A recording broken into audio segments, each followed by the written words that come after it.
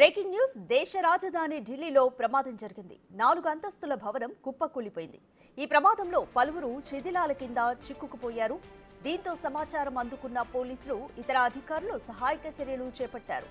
శిథిలాల కింద ఉండిపోయిన వారిని బయటకు తీస్తున్నారు. ఇప్పటివరకు 10 మందిని కాపాడినట్లుగా సమాచారం. సుమారు 12 నుంచి 15 మంది దాకా ఇంకా శిథిలాల్లోనే ఉన్నట్లు తెలుస్తోంది. వారి కోసం రెస్క్యూ ఆపరేషన్ ని కొనసాగిస్తున్నారు.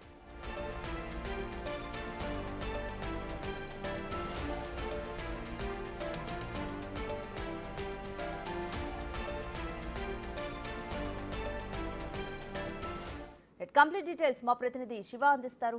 శివ, ఈ ప్రమాదంలో శిథిలాల కింద ఎంతమంది చిక్కుకుపోయారు? ఇప్పటి వరకు 10 మందిని కాపాడినట్లుగా అయితే మనకి సమాచారం అందుతుంది. కంప్లీట్ డీటెయిల్స్ ఏ విధంగా ఉన్నాయి?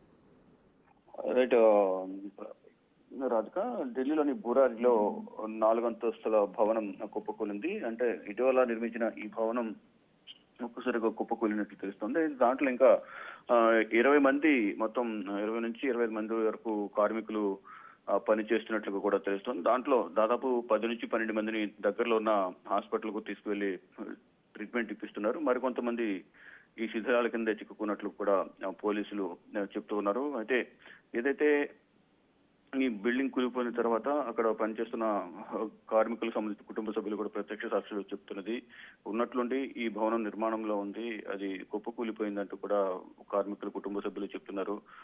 ముందుగా 6 కార్మికులను బురారిలోని ఆసుపత్రికి తీసుకొచ్చారు. దాని తర్వాత మరికొంతమందిని కూడా తీసుకువెళ్లి ప్రజెంట్ ట్రీట్మెంట్ అయితే ఇప్పిస్తూ ఉన్నారు. అయితే ఇంతకుముందు చెప్పినట్లుగా 20 నుంచి 25 మంది అయితే ఈ భవనంలో పనిచేస్తున్నట్టుగా తెలుస్తుంది.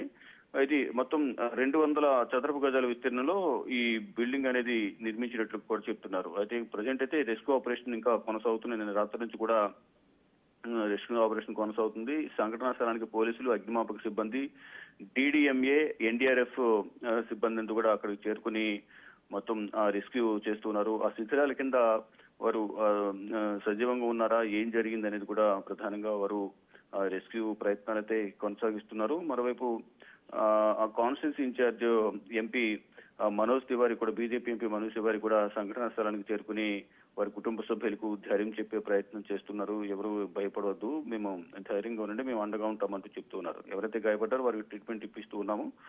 ఇంకా శిథిలాల కింద చిక్కుకున్న వారిని కూడా తీసి సురక్షితంగా మీకు అప్పచెప్తామంటూ కూడా వారికి ధైర్యం చెప్పే ప్రయత్నం అది చేస్తున్నారు. కానీ ఇంకా రెస్క్యూ ఆపరేషన్ అయితే ఇంకా కొనసాగుతోంది. శివ, అసలు భవనం కూలిపోవడానికి ప్రధాన కారణం ఏమని తెలుస్తుంది? టోటల్ రెస్క్యూ ఆపరేషన్ పూర్తవడానికి ఇంకా ఎంత టైం పట్టొచ్చు?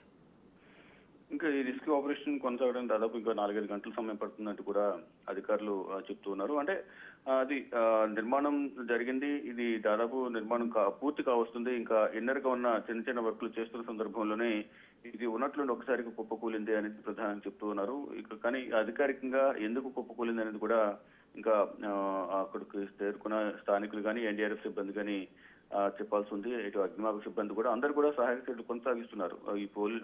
ఈ సిబ్బందితో పాటు అక్కడ ఉన్న స్థానికులు కూడా పోలీసులకు, అగ్నిమాపక సిబ్బందికి, NDRF సిబ్బందికి కూడా సహాయ సహకారాలు అందిస్తున్నారు. అవి 4 అంతస్తుల భవనం కావడం, ఆ శిథిలాలను కూడా పెద్దగా ఉన్న నేపథ్యంలోనే వాటిని తీసేందుకు కొంత ఇబ్బందిగా మారింది.